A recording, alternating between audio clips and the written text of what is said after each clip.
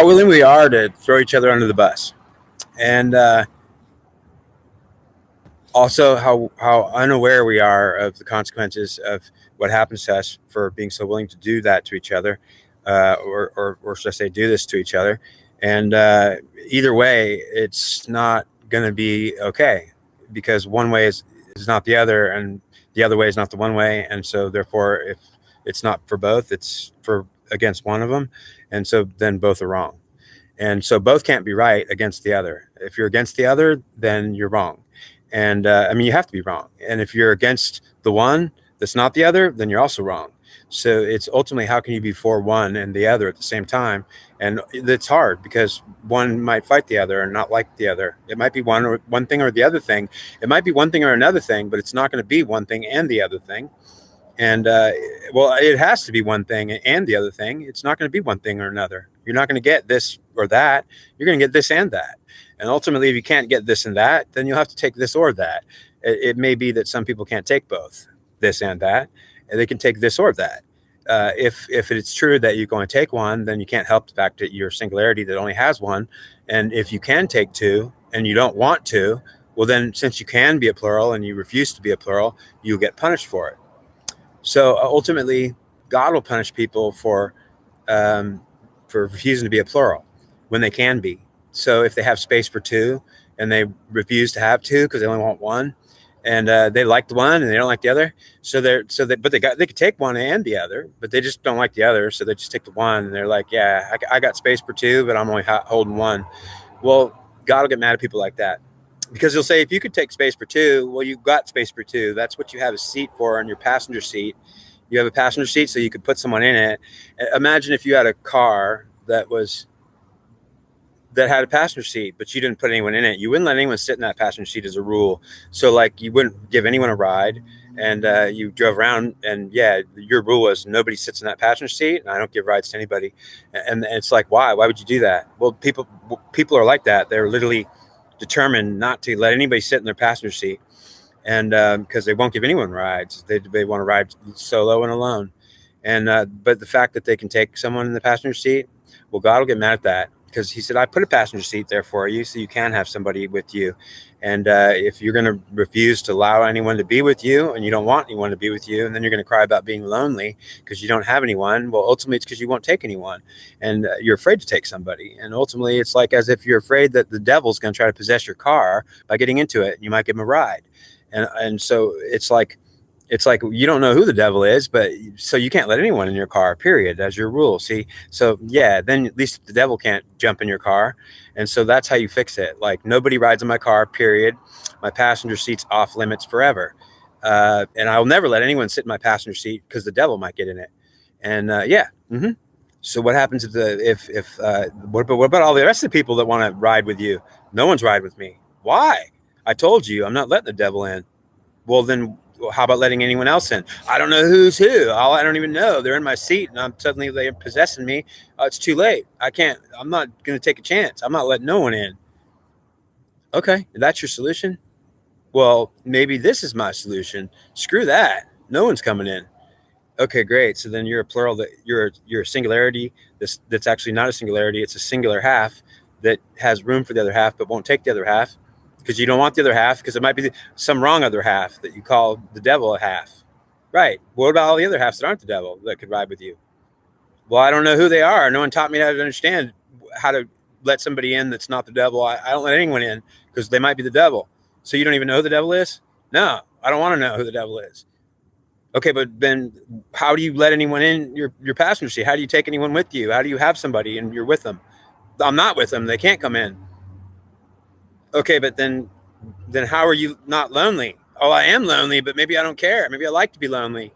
So you made yourself like being lonely? Well, don't you know that you're not lonely? You're miserable lonely. You're always lonely. But then you're mad about it, you're upset about it, and then you won't let anyone in. Okay, wait, I know, but I don't even understand any of this. No, you don't. So you're going to actually, out of fear of some devil getting inside, you're going to not let anyone inside. And the idea is you're supposed to let people in that aren't the devil inside.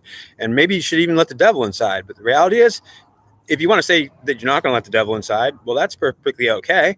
But you should let other people inside that aren't the devil. And ultimately, people have fixed their solution by not letting anyone in because they don't know who the devil is. And anyone might be the devil. So no one's coming in. And what we do is we separate from ourselves. We disconnect from ourselves. We don't have any connection with each other. And that's how we connect to each other. If that's how we connect to each other, when we're disconnected, and that's the rule, to be disconnected, and that's our connection, then we're not connected. Then how can we say that we have a connection when we don't? We pretend we do. And we also act like we do, but we don't. And the problem is that we don't, as we act like we do. And we're even acting and saying like we are connected when we're not. And we're also saying we're not separated when we are.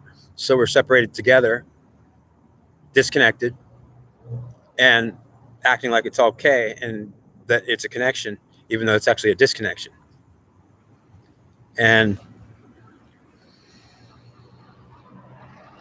the truth of the matter is that the disconnection is coming from an ignorance that is purely, truly ignorant, because it actually is not aware that it's afraid to take certain entities in, and because it's scared of them and it doesn't know how to recognize them when they come. So it just denies everybody. It's better to be disconnected and I don't take a chance that I get the wrong entity in my head. Okay, but understand, if you're worried about getting the wrong entity in your head, well, first of all, let me tell you that entity will get in your head without you even knowing it. That you'll accept that entity under money. If you get paid, all I have to do is to have you take that entity is to hire you for a job. Say, here, you want this money? Take this money out of my hand. You'll be taking me. And ultimately, you'll accept me and the money. And you'll have me and you won't even know you have me. And you'll be happy about the money I give you when you take me. But the reality is that the devil could trick you in so many ways to get in. And he'll be inside you and you will never know. And ultimately, when you're disturbed emotionally, he's probably inside there, making you disturbed. So you'll feel disturbed emotionally. There's many different reasons to be disturbed, but which doesn't necessarily mean the devil's in you. If you're disturbed, it could be that people are harassing you. Could be any number of reasons why you're disturbed, but there's always a specific reason.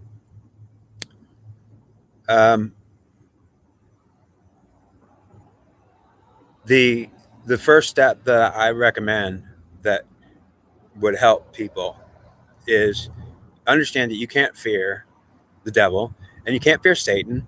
You can't fear the evil forces of this world. If you do, well, what you're going to do is fear everything as a result of you don't understand what they are anyways. You can't recognize the devil or Satan when he's coming to you, and you certainly won't know if he's already inside you. And understand what I'll tell you is people have Satan and the devil inside them, and ultimately, if the devil and Satan's not attacking you, well, then you'll have them in you, and you won't know that they're in you. Because they're not harassing you, you'll think they're not in you. And I'll tell you that they're in you. And if you think they're not in you, it's because they're not doing anything against you. Ultimately, if they're attacking you, you'll know they're in you because you'll be feeling like you're under attack of some kind, a spiritual attack, or being attacked. And I'll tell you that one of the things that I learned to deal with entities that will mess with you was when I get possessed by the devil or Satan. And understand, it could be any demons or anything trying to possess me. Well, I'll take them. And understand, when they come in and they possess me, and then I got the devil in me, or I got some demon, some dark demon in me, and I just let him in. Hello, come into my house. Nice to meet you. You're my guest. Oh, but you are possessed by me now, and I've got you, buddy. No, you don't got me. I got you. You just entered my house and now you're in and you can't go nowhere. You're locked in, buddy. So the first thing I'd say what you should do is if a devil possesses you or a demon possesses you, lock your windows, close all your doors, and tell that demon you're stuck, buddy, in my house and you ain't going nowhere. Okay, that's the first thing that you could do. And I'm being very serious. Understand that these demons will get in you and they try to scare you into some idea that they're in you and that like it's a problem. The only problem is you're scared and you actually believe whatever they're proposing. Understand whatever they're proposing is they wanted to get in. Once they get in, if they're just bent on trying to harass you, understand what you're going to tell them is, you ain't going nowhere, Mr. Demon. You're going to stay at my house for the rest of your existence in the locked Pandora's box. Do you understand me? And the demon will laugh because he'll say like, you think that I'm afraid to get inside? No, you're afraid. You're going to be afraid when I lock your ass in this house and you ain't never getting out. You just came into a trap, my friend. And ultimately what you do is you turn around on that demon. You tell him, I'm not afraid that you've got me. I've got you. Don't you know that? It's my house you just walked into. You're the one who just set yourself up for the trap. You're in me. And ultimately, the demon won't believe you because he'll say like, you're supposed to be scared of me. Wait a minute. What's going on? Well, you'll start to confuse the demon because he'll be saying like, wait a minute, you're supposed to be responding like you're in fear, like I just possessed you, and you're supposed to run, freak out and call an ambulance, say you're possessed by the devil, and oh my God, give me a priest. Well, ultimately, that's what he wants you to do. And if you respond that way, well, you're just doing exactly what he was hoping you'd do, is get all scared, freak out that he got in, and understand what God would tell you. If he got in, well, then good for him. Why don't you welcome him in and say, are you going to be nice in my house, or you want to fight? If he wants to fight, then you tell him you're never leaving this house. As long as you want to fight, you will stay here forever. And that demon will laugh at you. Do you think I care? Oh, well, when you're here for a long time and you can't leave, Mr. Demon, well, you're going to be stuck here and you will not be able to leave. I will keep you forever. And ultimately, that demon will not be able to leave. Because I guarantee you, you will tell that demon, you're staying with me, buddy. You're the one who possessed me and now you're mine. And ultimately, that demon's going to get the idea that, holy crap, wait a minute, I could leave whenever I want. No, you can't. You won't leave. You're stuck here forever. You're my slave. You're my chump. And ultimately, what you're doing is you're literally taking ownership of your own spiritual house. You're telling that demon who the boss is around here. And ultimately, it's going to work. So that demon's going to want to go pretty soon. He's going to want to leave. He won't want to hang around you. He's certainly going to say, this is no fun. You're not even afraid of me. I thought I was supposed to get in your house and scare you and say, I possessed you. And now you got to freak out. No, I'm not freaking out. You possessed me and now you're mine. Why would you be so stupid as to think you could possess me and you're not mine? Once you possess me, I own your ass.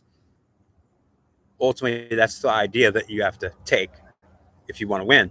And the demon's going to either leave you alone, he's going to start to be your friend, or he'll say, okay, fine. So you're not interested in hating on me and trying to push me out?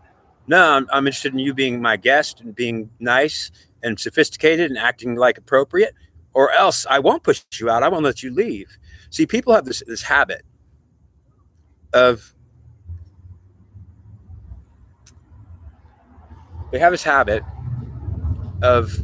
wanting to push out what gets into them. As a result, if it got into them and it's uncomfortable for whatever reason, they push it out so that they can say like it's gone now, right? So it's good, right? No, whatever that you're dealing with that got in, it's going to get back in again and again and through time and try. And you could spend your whole life resisting, keeping it out, being on the guard, having your guard up all the time. And you ultimately spend all your energy avoiding people and things and places, and also battling in your mind some war in your head, because those demons will be attacking you, trying to get in forever.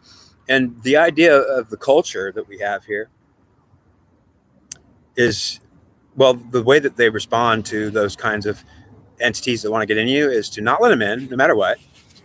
And also, if they do get in, to fight them and also try to push them out, tell them to leave, be gone, go away. What a ridiculous thing to do is to tell the entity to go away. You're staying here, buddy. You pissed me off and came into my house, and you came into my house. It's not your house. Well, no, it's my house now. No, okay, really? Well, why don't we see what happens when you can't leave, mister? Well, I could leave when I want. No, you can't. You're staying here, Mr. Demon. You're staying with me. You're mine forever. Oh, very funny. I thought you were supposed to be afraid here. No, I'm not afraid of you. You're mine. Your ass is mine, buddy. Oh, how can I scare you? You can't scare me. I own you. And you ain't leaving. Oh, but I can leave when I want. Why don't you try it? You're stuck here. You ain't going nowhere. Oh, really? You think I can't leave? I'm telling you, you ain't leaving. You're staying here for as long as I want you to be here. You're my prisoner now. You're the one that possessed me, and now it's your ass, not mine. And ultimately, that's literally how you turned around on them. they're not going to like to stay for a second when it doesn't give them anything. And certainly when you're not afraid of them and you're even telling them you're not leaving, well, certainly either they're going to get that reverse psychology idea. They're going to say, I could leave if I want. Well, why don't you go ahead and get the hell out then if you think you could leave? And I'll tell you that what you'll find is that they can't leave. If you tell them they can't leave, they're not going to be able to leave. Once they go in your house, it's your house. I'm telling you, there's spiritual rules that apply here. If a demonic force possesses you, will you either run from it with no understanding and ignorance, let it beat you up in your head, and it will beat you up in your head, or you take ownership of it and tell it whose goddamn head it is, it's yours, not its. And so when you own up to taking that control and not being afraid of it, well, you will find control. And you will also find that many times those entities will not only not want to screw with you anymore, but they'll stop and become peaceful, because they'll say, wait a minute, I wanted to get in and you wouldn't let me in. You always push me out. That's why I'm a demon and trying to get back in, force my way in. It's what I do. Okay, right. But once you get in and I say, now you're stuck in, what are you going to think about? Well, then I'm thinking, you're weird, man. I never possessed a victim that now was telling me it's their house and I can't leave. That's not even normal. We're not used to hearing that. Well, you're hearing that with me. Yeah, you're weird. Are you crazy? If I possess you, you're supposed to be scared, trying to tell me to leave. Please get out. And I say, no. Ha ha. I'm staying. You're mine. And you're telling me that I'm yours. That's right. Because it's true.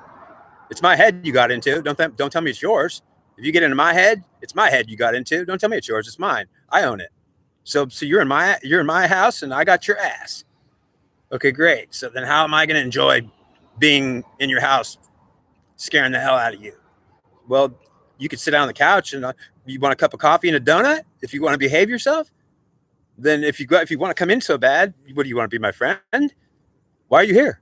Oh, I wanted to scare the hell out of you and tell you it's not fair to push us out all the time. That's why we force our way in all the time. It's our goal. Oh, so you're trying to possess people just because they won't let you in? Well, yeah, they won't let us in. That's why we do it. Because we're going to get in. We have a right to get in. Oh, you think you have a right to get in, do you? Well, it's our right to get in. Yeah, that's what we do. We're demons. We get in people. We could be nice or we could be mean. We're usually mean. In fact, I don't think we're nice very often. Well, good. So at least you're honest. You know what you are. So are you ever nice at all? Well, no. You're going to start being nice, especially when you're in my head, because you're in my house. This is my spiritual domain. It's mine. And you're going to act like a guest if you want to be treated like a guest, or you're going to be locked in a Pandora's box. You want to sit in a box? You can't lock me in a box. My head's a box, and you're locked in it now. Oh, you think you could try to be a demon against me? Well, you're trying to be a demon against me? Yeah, I think I can. Well, you're no fun. It's no fun to possess you. It doesn't scare you. No, it doesn't. But you're not leaving. Don't think you are. I'm going to show you that you're stuck now. I'm going to keep you for a while. Oh, but I can harass you. No, you can't. You can sit down and shut up. You want a donut? You want a cup of coffee?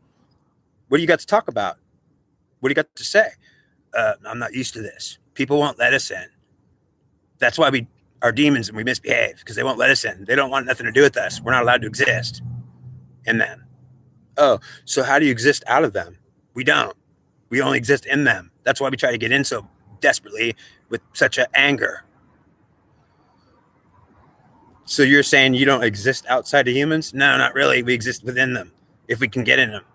And if we can't get in them, we can't exist at all, really. We're just bodiless entities that are mad that we can't get in and exist. So you think you need to get into somebody to exist? Yes, absolutely. Or else we don't have a body. We need a body to have a body. Otherwise, we can't experience what it's like to have a body. We'll just be disembodied. Okay, so if you're disembodied, can't you exist that way? No. We want to get in a body and exist. Don't you want to be in a body when you exist? Well, I am in a body and I do exist. Well, then we want to do the same thing you're doing. So we want to get in too. Oh, so you want to share my body with me? Yeah. We could be good and nice if we feel like it. Yeah, but you don't feel like it. And you're never good and nice. But we've never even met somebody that tried to keep us and won't let us go. It's usually the other way around. Yeah, it is usually the other way around, but it's going to turn around because people start realizing they're not going to be afraid of the devil or Satan. They're not going to be afraid of the demons. They're going to actually say hello. How are you? Do you want to be nice? Do you want to be my guest, or should we fight? Because you'll stay here forever and you'll never leave. Once you possess me, I'll have your ass. Okay, great. So you're no fun, mister. No, maybe I'm not. That's the way I recommend that you treat it, and don't be afraid. And what you'll find is a lot of peace in a way that you're not going to be afraid of that of having evil try to kill you or attack you or whatever it's trying to do. It's only doing that because you won't let it in. And ultimately, when you do let it in, it's used to the fact that you're under its control because it got in. Its goal is to get in. It's all that it wants to do. And so if you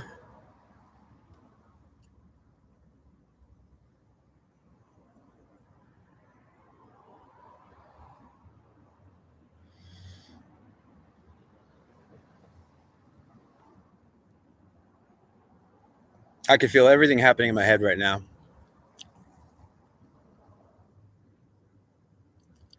And I'm aware of what it is. And ultimately, they're testing me right now. They're testing me. Yeah, there's lots of demons getting in just to see if they could do it. And you're welcome. I'll take all you demons and devils and Satans and devils. I'll welcome you all because you're either my guest or you're going to be my prisoner when you come possess me. You better be careful because you won't leave my house when you possess it, especially by force. I'll be mad. I won't let you go.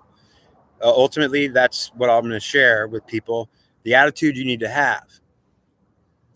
Oh, thank you. Someone actually said, the Wayward Jedi said, okay, hi, how are you doing? Thanks for coming to watch. I figure I've been told that people are watching, even if I don't have very many views.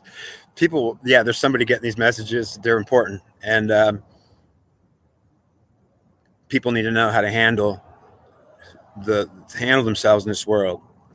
And there has to be a spiritual leader that has the knowledge, and there's none. We don't have any spiritual leaders that have the knowledge. These secular religions are secular religions. They're not religious religions, which means that the secularized world is not actually in contact with demons or devils or God, because they actually just seal them out and they don't have nothing to do with them. They don't understand them. They don't want to understand them. And ultimately they struggle with them because they are refusing to let them be a part of the society. You know, the demons, the devils, the Satans, they all are people too sometimes. And they're all spirits and entities that say, like, what the hell are we so wrong for? Like we can't even exist. You look at us like we're evil and bad and baby killers. And the reality is we didn't kill any babies and we're not killing anybody. We haven't killed anything.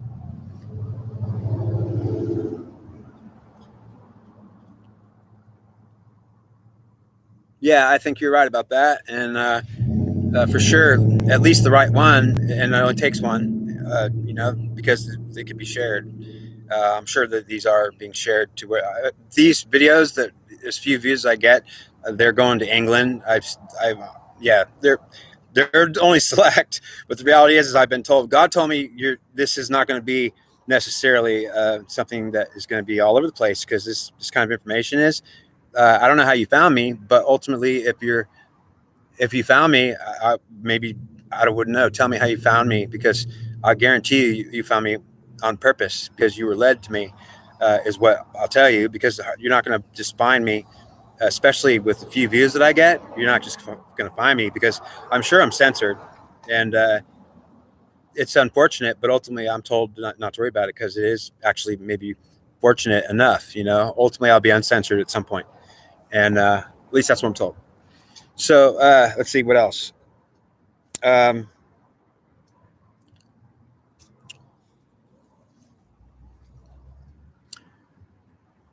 I had a whole problem my whole life with wanting to talk to God, and I was always disturbed in my head because I couldn't find God. I would say, God, are you here? I wouldn't hear nothing, and I certainly didn't feel nothing. And I was like, God, where are you? And so I went through a lot of times when I'd be drinking beers and just kind of getting drunk, and I would be like, God, talking to God, like, where are you, man? And ultimately nothing. So I got mad. I eventually said, God, you must be dead. And I remember when I was 46 years old, sitting I was standing in a gas station, paying for gas. And I was 46 years old, and I thought, you know what? I'm 46 years old. I don't know God. I don't even know if God's alive or dead. For all I know, there is no God in this world. There's no such thing. And I didn't meet a goddess or anything like that. I met nothing. I had prayed. I had tried to talk to. I've said, I spent so much time praying to the sky and getting nothing.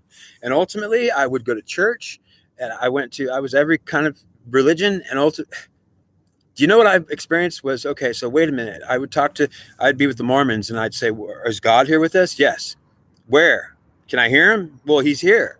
Okay, but I don't hear him. Like, I want to hear his voice. Or can I feel him? Well, don't you feel him? No, I don't really feel him. I don't know how to feel him. Well, we feel him. Yeah, but how are you doing it? I don't understand. So what? I can't do it? I got frustrated because I went to the Jehovah's Witness church. And I was trying to find God there. Same thing, nothing. They're all found God, but not me. I'm in church, and I'm thinking, you know what? All these people found God, but I didn't. I can't find God no matter what I do. I'm calling out to God, man, where are you? And everybody found him all around me. They're saying, God's right here. He's with us. And no, I don't see him. Where is he? Well, let me see him too. Show me how to see him. Well, we see him. Don't you see him? No, I don't see him. I don't see anything. How can you see him? Are you out of your mind or what? So ultimately, I was thinking that they were out of their mind. And it's not really funny. I absolutely was disturbed by the idea that all these people could find God, but I couldn't. I thought, wait a minute. All these churches that I've joined are finding God, but I can't. What is going on? How come they tell me that he's here? Don't you feel him? No, I don't. And I don't hear him. I don't sense him in any way, shape, or form. How in the hell are you doing it? Well, it's not that hard. We pray to God. He listens. How do you know he listens? Does he talk back to you? No. Well, then how do you know he's even there? Well, because we have faith. But what if he's not there and you have faith he's there and he's not? Well, we don't think that. Oh, well, I'm not going to say you should, but I would. I do. I got so mad at God eventually because I said, God, I hope you're dead. But then I felt guilty about that because that's not true. I don't hope God's dead. What I said was, God, if you were dead, I would be feeling much better, because if you're alive and you could hear me crying out to you in all this pain and you're not answering me, then you're a prick. You're a bad God. You're a son of a SOB. Like, I've been tortured and suffering, God, crying out to you for too long. And you haven't answered me, man. If you could hear me, God, and you didn't even answer me, you're cruel. You're mean. You're wrong. I'd feel like, damn, you're the devil. You're Satan. You got to be bad. Well, what I'd find out, I'd like to issue an apology to both Satan and the devil for being against you and misunderstanding you. And I am 100% willing to work with you, and I respect you. Oh, well, I like that. And I like this too, even more, that if Satan and the devil are God of this world, I'm certainly not going to question that idea that I should tell God who he is or who he can be. Because ultimately, God is God, and I'm not going to tell him, you're not kind of the God I liked. You can't be Satan or the devil. God, well, why not? If I am God, my name is Satan, don't tell me I'm not God of this world. I am Satan, and I'm God of this world. How do you feel about that? Well, I don't mind it, actually, if it's true. But is it actually true? Well, do you hear any other God talking to you right now and telling you his name is Jehovah? Well, no. No, Jesus came to me either when I prayed. It was you. Yeah. And what's your name? Satan, the devil. I'm God. Really? I'm claiming that. Yeah. Oh, okay. So, damn. Like, okay, you gonna cry about it? When you met God, you wanted to find God so bad. Here I am. So this is what happened to me. I was mad at God and crying out to him, and I was really pissed. And I met a goddess. A goddess came to me. I understand it could have been God pretending to be a goddess, because I'll tell you, that kept coming to my mind. I'm like, is this really a goddess? She's saying yes. And she said that your God is evil, and he's a bad God. And she said, you're crying out to him. He don't care if you're crying. So it was a long story, but I could actually tell you about it. I got liver failure and I almost died. My eyes turned yellow. My liver was failing. I was killing myself with alcohol. I didn't even want to live anymore. And because I couldn't find God. I wanted to find God or die. And so basically, but I didn't want to die. It was ultimately just desperation and not really understanding everything. So I had suddenly this goddess pop in my head when I went to the emergency room. My eyes were bright yellow. My liver was failing. The doctor told me I wouldn't live for 30 days. If I kept drinking, I'm dead for sure. And so I was like, this is in 2016. And I went back to my van. I was crying, and I was like yelling at God, saying, "I hope you're dead, because then I could feel good. Because if you're actually alive and hearing me right now, then you're a son of a yes." So ultimately, I mean, it's not funny. I was actually that pissed at him for ignoring me, not answering my prayers. And the goddess came to me and said, "He's a devil. Satan is what God is, and he's bad. So don't even want him." And I was like, "Whoa, who are you?" And then this goddess talked to me for 7 years. And I never talked to Satan or the devil. I didn't talk to God neither, because they never once said anything to me. I thought maybe they're dead. And ultimately, I talked to a goddess for 7 years. And in the seventh year and a half year, it was like 22, from 2016 to 2022, mid-year 2022, when I was doing tarot card readings for over 7.5 years. I was doing a pendulum on a letterboard. So you spell out letters with my hand gets possessed by something, because it moves by itself. I mean, I don't move it. And so suddenly, in the 7.5 year, I felt something was wrong when I was grabbing the pendulum. It was always the goddess. And it was always in my back of my mind, is this God pretending to be goddess? Like, I wasn't sure if she was valid or not. She's claiming to be a goddess and saying God's evil and bad and wrong. So don't talk to him. But he's alive, but no wonder he doesn't even answer your prayers. So I thought it was good to have a goddess, because at least she was talking to me. And I also wondered if it was really her. And then in the 7.5 year, I was having problems with being able to keep going with this goddess thing, because I was thinking this is not working. And you know what? This Divine Feminine Collective is not. They seem to be out of sorts, and they're misbehaving. These women, the behavior of the Divine Feminine is out of whack. It's rebellious. It's bad. It doesn't want to calm down and listen to the truth. I was struggling with the Divine Feminine Collective, and I didn't even know it. And suddenly, I was doing letterboard one day, and Satan showed up. And how he showed up was when I felt something was way wrong. I said, "Who is this?" And I thought, my God. Well, okay, are you claiming to be Satan? And ultimately, yes. And so I was like, then I thought, man, I believed it. I was certainly thinking, okay, so I was a little bit scared. I was like, wow, okay, this is for real. So who are you? You're Satan. And he says, yes. And he said, I'm God of this world. I'm the devil. And he's actually my brother. And I was like, are you kidding me? He said that the devil is a singularity. It's a masculine singularity, and it doesn't have her.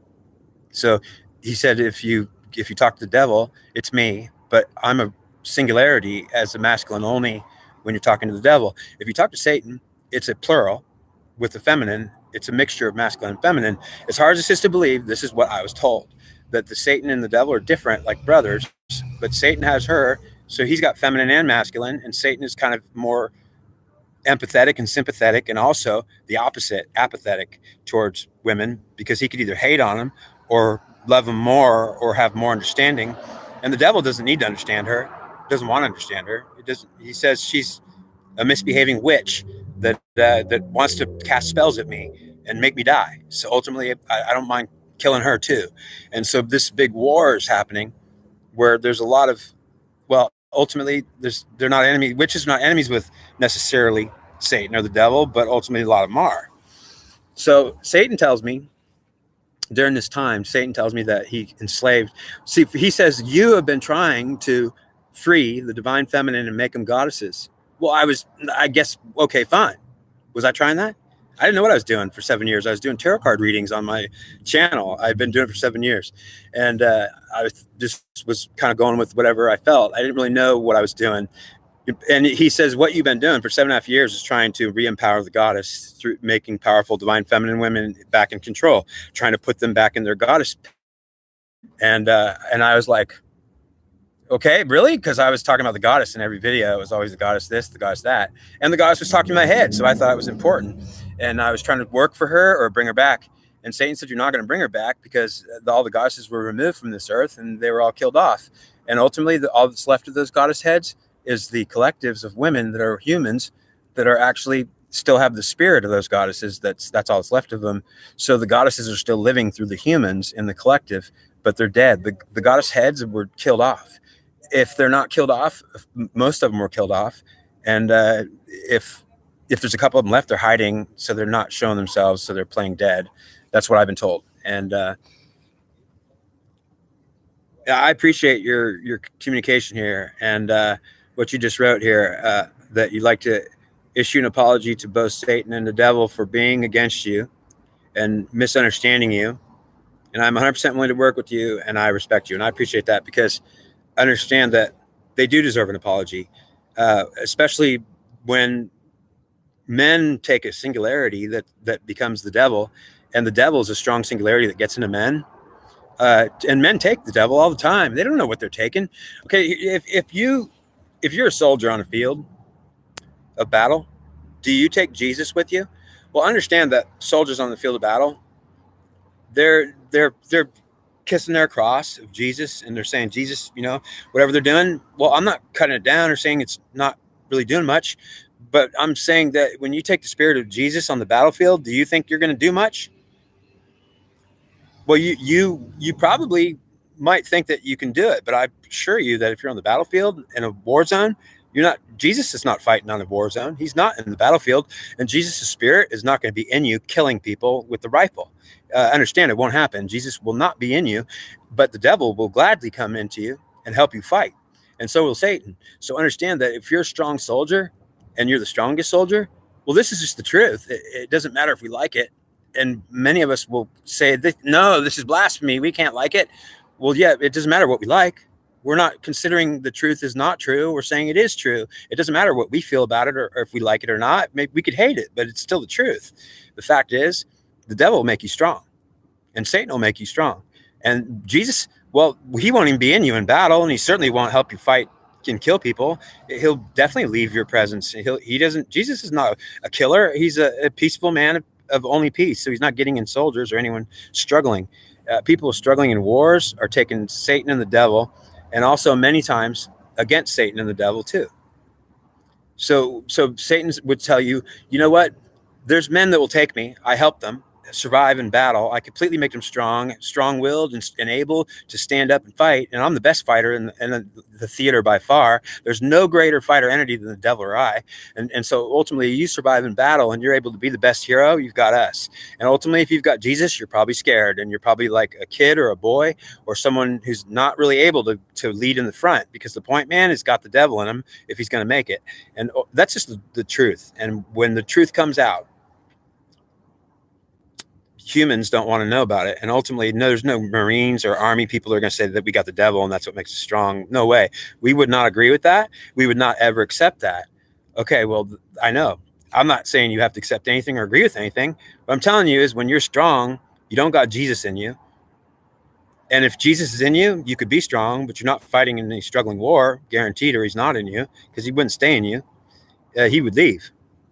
So wait a minute, but the devil would stay in you. Yes, the devil would come to you to make you strong and survive.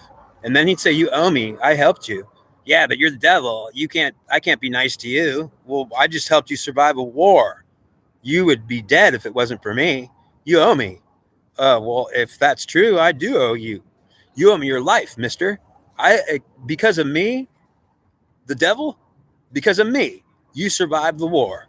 I kept you alive in every situation, and you almost died hundreds of times. You were almost killed many, many times, and I am the reason you survived. Now, you're not even thankful to me for that? No, I am. Thank you, devil, for helping me be strong when I was in a struggle of my life, a struggle of your death, but you didn't die. You lived because of me. Don't think it was because of anything else. It wasn't because of Christ or Jehovah. They're up in heaven. They're not here down in this war zone where we're fighting. I'm your savior. And I would be like, oh, it's not funny. I would be like, to know that truth is hard. To win, you have to be like, kind of like evil devil dogs. Truly, truly in the expression, in the spirit, yes. You don't have to act like an evil devil dog, but you have to take it on and then impersonate it 100%. But I would say, rather than taking on lesser demons, take on the highest ones. Go right to the top, because you could be the general and the devil. Well, I mean, I don't know if the devil doesn't work with certain people. He works with me. And I don't know if Satan doesn't show up and talk to people. Well, he talks to me, and I've tried to talk to Jehovah many times. I tried to talk to Jesus. I could never get a hold of him. Ultimately, Jesus, come in, help me, Jesus. Are you here, Jesus? Nothing. I don't get nothing in my head. There's nothing that comes to me like Jesus is dead, or he's not here, or he won't talk to me. Maybe, and I'm told he's up in heaven. He's when I die and go to heaven, I could talk to him. He's not in this hell of an earth. We're on hell on earth. This earth is our hell, and it's basically where we were cast down with Satan and the devil to be. Basically, we're what's left of maybe you're a noob with my psychic abilities currently. Okay, a newbie. Psychic abilities, interesting. What kind of psychic abilities do you have? Ultimately, there's many different kinds, and whether you're good at them or are you really good, or are you found me, which means that however you found me is probably you were brought here by one of them, probably one of the two brought you here. And if you're a what do you call it, moderator, it could be that you're a moderator. But if you're not a moderator, it's interesting that I would be interested if you tell me how you found me, first discovered me. Was it like on a video that was flashing across your screen, or did you actually like know who I was by some means? I can hear telepathically, but mostly it comes in ear ringings like tinnitus. It's hard to be able to actually hear the voices all the time, and a lot of times I can hear him directly. Like when it's important and he's talking to me, I won't miss it. It'll be like a direct, strong line communication. But a lot of times when I'm just wandering and he's talking to me, I miss a lot of it, or I catch a couple words. I'm not sure what he's saying, so I'll usually say, like, I'll be walking down the street and God's talking to me, and I'll be saying, God, I think I know what you're talking about, but I'm not really sure. Let me sit down here with my letterboard and my pencil, and then take my right hand and possess it. And then if my right hand starts spelling words out, then it's possessed by whatever God is. And ultimately I'll spell out some words and God talks to me that way. So I talk to God on a letterboard with a pencil. And that's how I started knowing what he was telling me. My hand gets possessed, and he told me this is the right hand of God. He said it's the right hand of God because it communicates with God with a pencil on a letterboard. I thought that was pretty interesting because I never heard of the right hand of God. I actually did, but I thought it was like the right hand meant the right side of God. He said, no, it's the right hand. It's how men talk to me if they can do it. But you have to let God possess you, and God has to possess your hand. And there's a big fear there because it could be the devil getting in you if he's God. If Satan's God, then you're letting Satan possess your hand. This is the hand of Satan then. But is that going to be okay? If I'm God and my name is Satan, I'm not worried about it. Are you? Well, yeah, maybe I'm really worried about it. Or what's going to happen? Well, I could kill you. I kill everybody. I've killed you many times. You're afraid of me, mister. I kind of am scared of you. You definitely scare me. Well, don't be afraid of me. Just because I murdered you in 20 lifetimes and this is your 21st lifetime, and I'm not going to murder you this time. Otherwise, you wouldn't be talking to me. If I was going to murder you, you would never have even been talking to me. Like, you're already at a point where you're not going to get. I'm not going to hurt you. I'm going to help you. Okay, great. So I'm getting help from Satan. Well, you're getting help from who claims to be God. And then I'm saying, but where's God? Is there a God that's going to intervene with that communication? Like, is there, like, God? Satan's saying he's God. If he's not God, can you intervene now and come tell me or tell him he better not impersonate God or pretend to be if he isn't? And then nothing happens. Except Jehovah says to me one day, yes, it's true. I abandoned the world and left it to him. I cast him down with a third of the angels. It's all of you. And you're all under a punishment. Reincarnation. You die, you get erased, you get reborn over and over again. And you basically are under a punishment where you have to relearn everything that was erased. It's very frustrating to be reincarnated. It's called everlasting life. It comes with everlasting death. It's or eternal death. Eternal life comes with eternal death, unfortunately. Because if you get eternal life, it's not immortality. Immortality is when you're born, you have a body that doesn't grow old and it doesn't get sick, and you could live in it for thousands of years retaining your information. So an immortal person doesn't have to be a god. It could be a person that's immortal. And that just means that your body will live for 10,000 years. That means you could like collect information in your brain for 10,000 years and save it up. You'll be a genius. You'd be so smart. Think about 10,000 years of college. You would be like a god yourself, practically. But the thing is, immortality is what I call everlasting life, and eternal life is a punishment. If you ask me, it's probably better than being eternally dead, because eternal dead or eternal death is just gone. You're not existing anymore.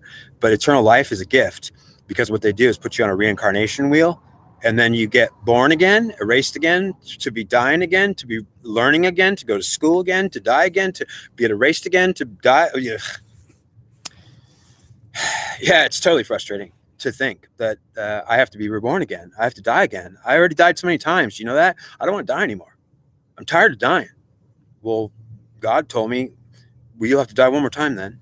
Next time, you're going to be born into an immortal body, and I'll make you immortal. Are you not even kidding me? No, I'm not even kidding you, because you accept who your God is. He's not going to be punishing you anymore.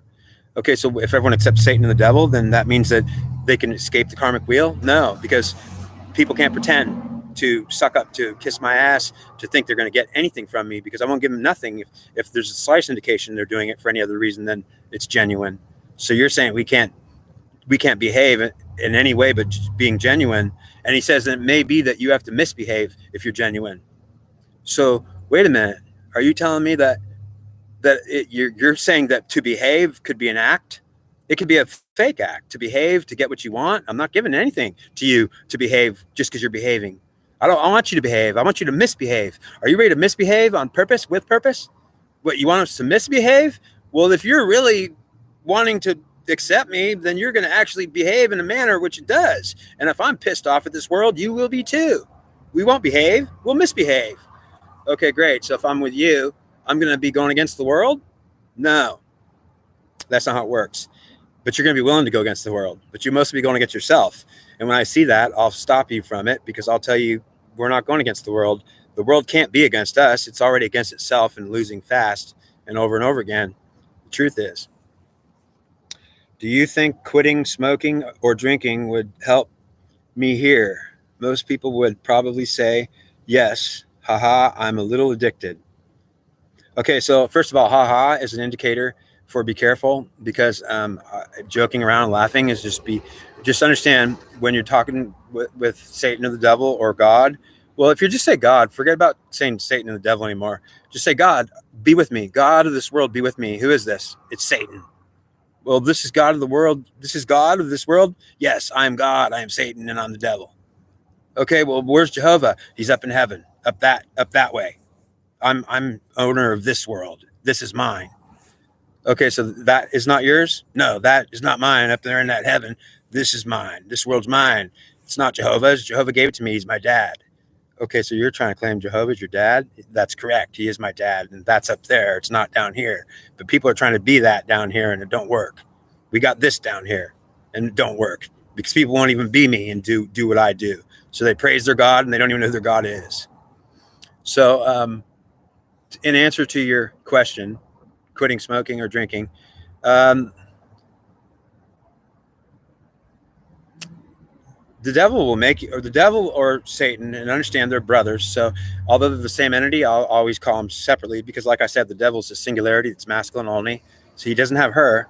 So the Satan does have her. It's a plural, but they're the same thing. So it's kind of confusing, but yeah, I actually see them as two different entities. When the devil talks to me, it'll be more understanding and ultimately more for the woman's ideas, ultimately, or more against the woman's ideas. But it depends on if he's in a disposition or not. But for smoking and drinking, the devil may make you smoke and drink and ultimately tell you that he's killing you slowly. And maybe it's true. But he'll also tell you you're healing slowly too. And maybe you're not being killed, and maybe it's true. So you can't really quit smoking until you're allowed to quit. So basically, I would ask the devil if I can quit smoking. He'd say, no, you're going to smoke until you die if I want you to die, so keep smoking. But my lung's hurting. I don't care. I'm God, and I'll help you. Just trust me. I don't want to trust you. You're trying to tell me to smoke. I'm telling you, you can't stop smoking. You're going to smoke. I'm going to make you smoke. I'm going to make you so compelled to smoke, you'll have 2 cigarettes at a time if I feel like it. Whoa, you can be mean, Mr. Devil. I'm very mean. I'm a murdering devil, but I'm nice too. I'm also nice. It depends on who I'm talking to. Okay, so wow, it's pretty scary because yeah, they are killers. Both of them are mean dog killers, and they're ultimately saying yeah, and people die because they deserve to die. They don't accept me, I don't accept them. So ultimately, I'm saying, what you mean? The key here is to accept God for who He is, and understand whoever God is, accept who He is. Don't not do it. And so wait. So you're trying to say that I should accept Satan or the devil if they're God? Well, if God is God, you should accept God, right? Right. Well, then what's the problem? The problem is I don't want to accept Satan or the devil. If they're God, well, what if they are? Well, then you better start getting in line, buddy, or we're going to kill your ass eventually. We don't like you because you won't accept us. You won't recognize us for being your God. You say yeah, it's a big problem. They are mad. They're saying, like, look, if you don't recognize who we are, but you call us dirtbag entities and won't let us in when we're God, do you think we're going to let you live to keep dissing us forever?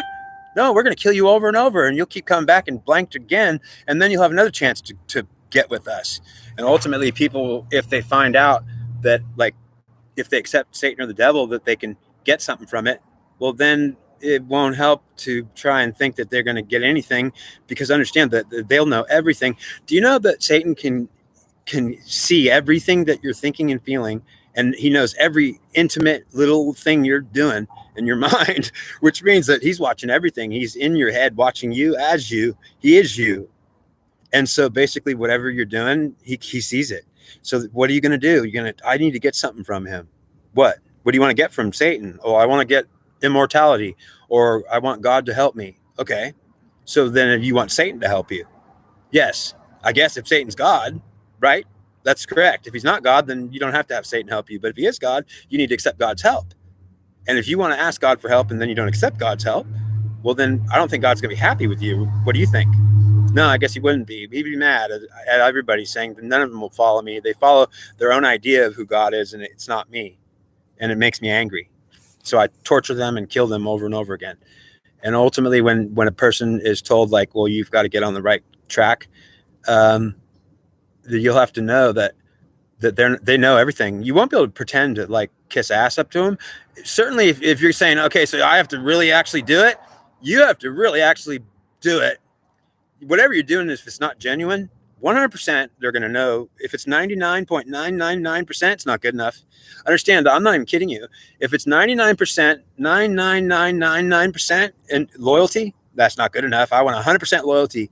Well, how in the hell can I even give you 100% loyalty? I don't even know how to do it. You accept who God is, whoever it is, and you quit judging the evil devil, and ultimately you accept what is.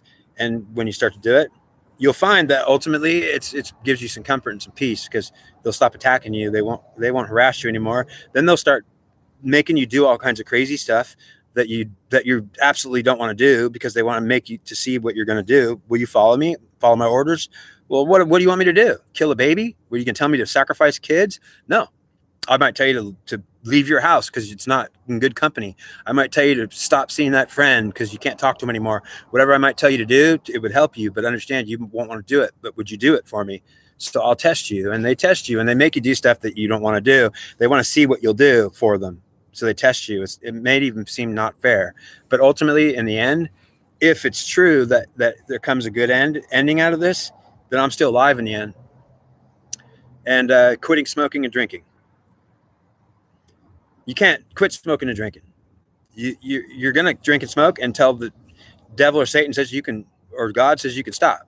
And if you really want to look at it as the truth, if you see it as whatever this compelling feeling I have to drink and smoke is, it's not. I'm not able to control it really. I can't help myself. That's right, because I'm doing it to you. I'm making you feel like I want you to have more alcohol or more cigarettes. So what you got to do is, let's say the cigarettes are making you sick. Then you tell them, God, I don't want to die from smoking cigarettes. And he'll say, well, then maybe I'll have you smoking for another month. Okay, but then can I quit at the end of the month? Yeah, maybe you can. Can I hold you to that? Can I quit next month? Yeah, I'll let you quit next month, but you have to smoke for 30 more days. But my lungs hurt. I don't care. Maybe I'll heal them. Or maybe I'm lying and I can't heal them. Or maybe I'm not really God. I'll tell you to smoke for 30 more days, and then I'll say you can quit. So I can quit in 30 days then, but I have to smoke for 30 more? You have to smoke for 30 more. Okay, can I enjoy it? Sure. So it's like, wait a minute, you're telling me I can quit? Yeah, I'm telling you can quit 30 days, but I want you to smoke for 30 more days. You don't have any choice. Okay, so then I'm going to be smoking and saying, well, the devil wants me, God wants me to smoke these cigarettes, and I can't quit. So ultimately, what you do is you ask for help to quit. He'll help you quit. He'll probably make you smoke for a while, but ultimately, what you're getting is compelling feelings that are coming from the devil and Satan. They also may be coming from Goddess, who's divine feminine, and she could be also compelling you. The collective could be compelling you, but ultimately, it could be most likely Satan or the devil's doing it. I think I messed up this lifetime. I was supposed to be an immortal, or you were an immortal, and so you're saying you were supposed to be because you actually were. So it's a form of memory that you have that is expressing to me what I just heard. What I'm reading there is that you were an immortal. It's not that you were supposed to be one. You were one, but you're not anymore, and it's disappointing. It certainly is like a complete loss, and it's worse than a death, because in a death you'll come back again and you're at least born again, but losing your immortality is a true tragedy. It probably could be that you were some important entity that was killed, and so you're just a human now. Ultimately, that's how they put. If they there's a couple things that can happen to a. There's a couple things that can happen to a god or goddess if that's killed, that's murdered off by another god or goddess, and they could either be totally destroyed, and then they're not even existing anymore. They're just gone forever. They can't even be brought back. Because you could destroy something until it can't be brought back. You could on purpose destroy it all the way. But you could also give it eternal life, which is the reincarnation wheel, of karmic wheel, they call it. And then they turn them into mortals. You lock them into mortal bodies. And by being human, you're locked in your head. It's a prison. You can't get out of it. And you're stuck in a body that ages slowly and will eventually die. The aging process isn't a natural thing. It's biological programming. So we're programmed to die slowly on like a fuse that's lit. You know, the fuse is going to burn and pretty soon we're going to die. We're on a biological clock that's ticking. I was called a new god 5 years ago. A new god. Well, interesting. Now, a new god could mean an old god that's new again, that came back. I would suggest that you could be a new god, I suppose, if that's possible. I never really thought about being a new god. To me, it was always you were probably a dead god that's new because you're human now. But you'll be a new god again, dead, when you're another human next lifetime. But your idea is what you want to do is get off the karmic wheel. You want to escape. You want to escape the punishment of being reincarnated over and over and getting erased. You can't stand learning again in school. It's like the most frustrating thing to have to learn it all over again. So how you get off the wheel is it's hard, because if you know, see, that's why a lot of these videos won't be going to the world, and they're going where they're supposed to be, because this information is not going to everybody. Everybody's not going to see it. They're not going to be allowed to see it. But the people who need to see it will see it, and they need to see it. So people need to know this stuff. Certain people do, and only certain people. So it may be that the fact that you're talking to me right now is pretty much of a blessing for you, because you're going to get the information that you may need to know, and this isn't meant for the whole world at all. So what I'm about to tell you is only meant for you. And it might be it also might be that it's meant for some other people like you, and there's not very many of them. So if you're actually a new god or an old god, then you'd be a select numbered up, maybe 100, 200, 500, I don't know, 5,000, but they're not more than that, which means there's only a select amount of entities like you, and you're turned into a human. It's very disappointing to be a human. It's in every way lacking, because the body itself is lacking. Yeah, you're welcome. You get off the wheel by accepting God for who he is, whether he's Jehovah or Jesus. That's fine. If he is Jehovah or Jesus, then they'd say we are gods up in heaven. So yeah, we are gods. Okay, great. But how come you're not gods down on earth? Because Satan got thrown down on earth with a third of his angels, and they all are living there, and their offspring. And so all the offspring of Satan and his angels came came here, and basically we're some altered genetic version of those originals. Ultimately, it's been changed a lot because God, after the flood, changed our genetics all around. So we used to not be required to couple. Now we're required to couple and share information. So if you're, I don't know if you've read some of my or seen some of my videos on sharing information, and you have to share certain information or when the fetus is being developed. Each strand of there's a mitochondrial strand and a nuclear strand. The nuclear strand gets into the woman through sex. It finds the mitochondrial strand in the ovaries. When the two strands come together, they do what's called a double helix loop. They become one. So it's like two strands of spaghetti that become one strand. Now that they become one, it's called they've achieved a coupling. And then there is a possibility for what's called protein synthesis and DNA sequencing. The DNA sequencing that happens is a result of line for line sharing of instructions between the two strands that became one. And they're creating, through protein synthesis, the fetus itself. During fetal development, it's just only a certain amount of time that the fetus is being developed. And they're doing what's called DNA sequencing, and protein synthesis is creating the flesh, the bones, the brain, the body.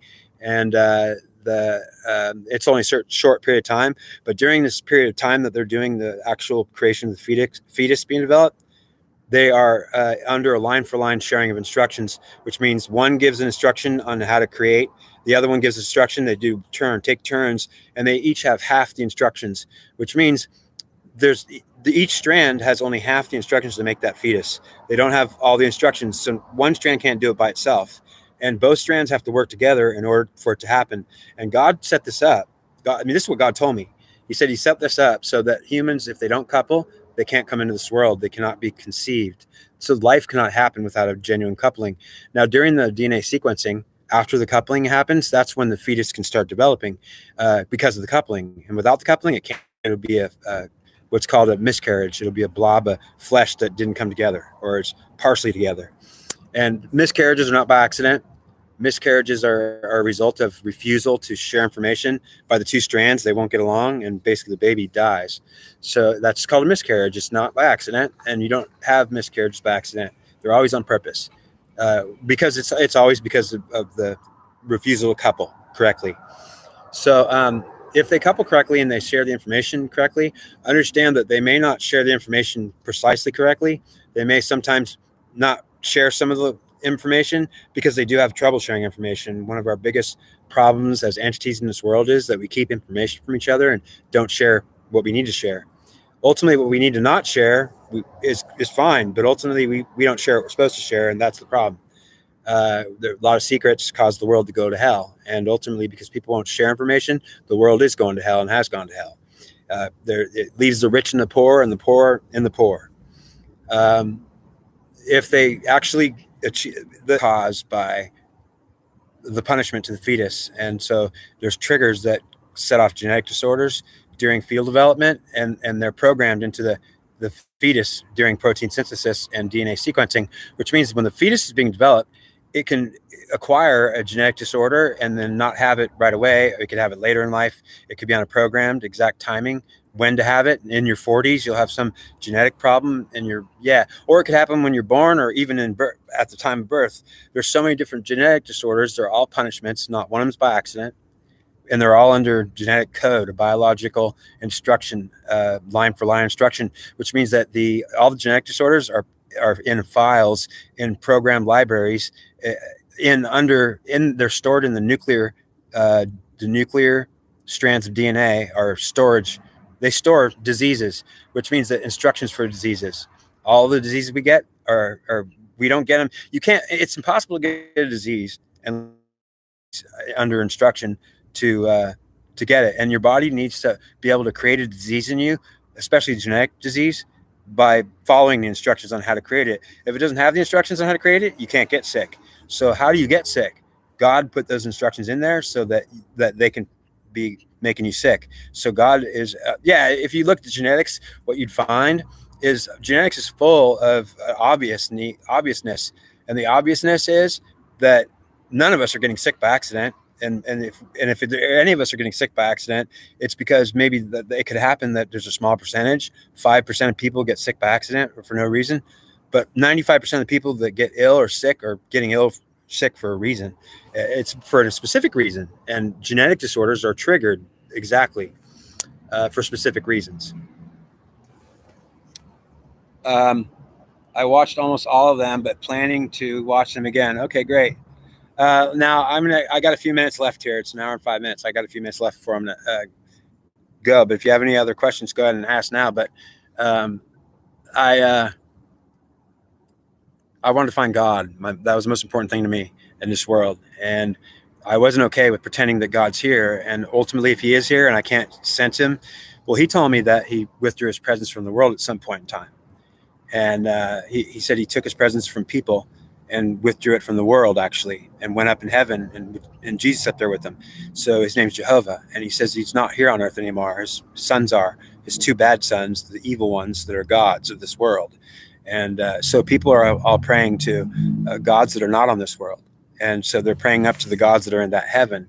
So yeah, if you're praying to gods up in that heaven, well, they probably could hear you for sure. So they're listening. But ultimately, Jesus is not going to intervene in Satan's world, in the devil's world, because it's the devil and Satan's world, and their God's here. And ultimately, when you see that and you know that, well, it's hard to grab. Can people handle the truth? Well, I'm saying they can. They certainly will. It doesn't matter the truth if you like it or not, and how bad it is.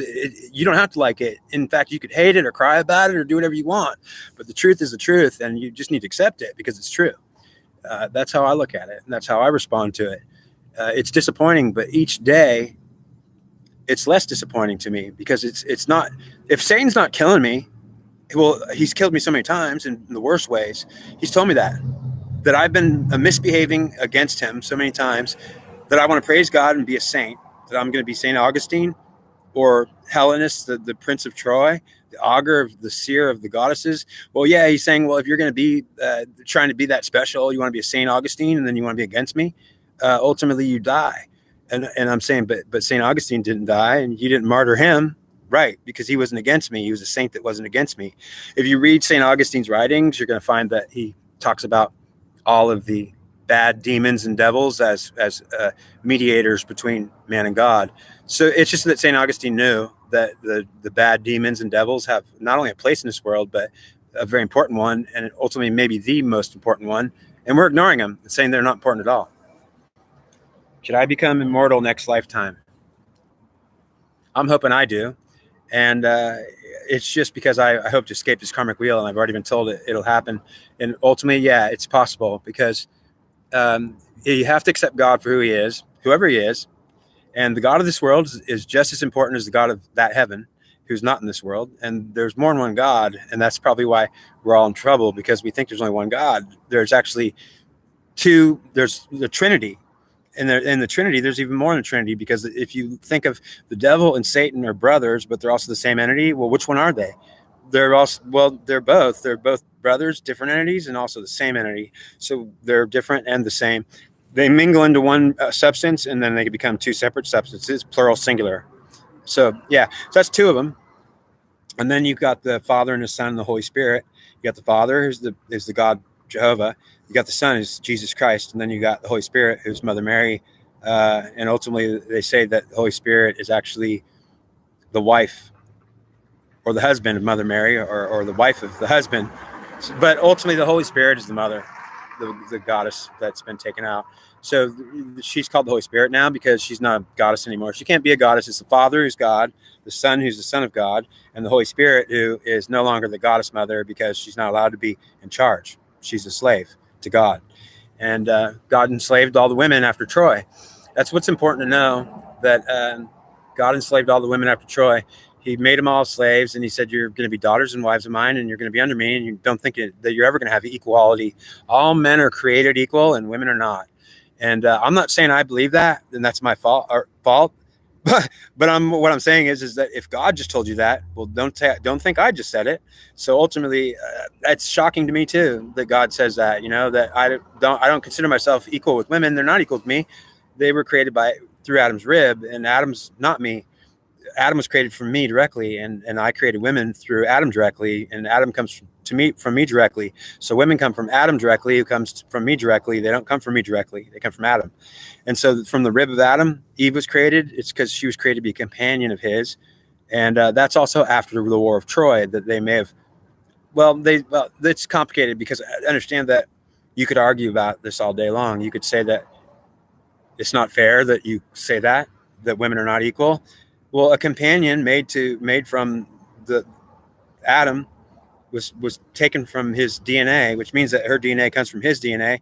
So the woman's DNA comes from the man, or Adam, not from God. And Adam comes directly from God, not her or even himself. But then there's exceptions to the rule, because if you're a goddess that used to be alive and you're dead, well, or if you're a god that used to be alive and you're dead, or any powerful entity that used to be alive and you're dead, well, then you're not included in if you're a woman, you're not included in got created from Adam. You would be a unique entity that's also a human in a human body, and it wouldn't be an Eve. It would be a goddess that died and was killed, or a god that was dead and just immortal now. Not immortal, but a mortal. And it means that you're just programmed to die slowly, or live slowly.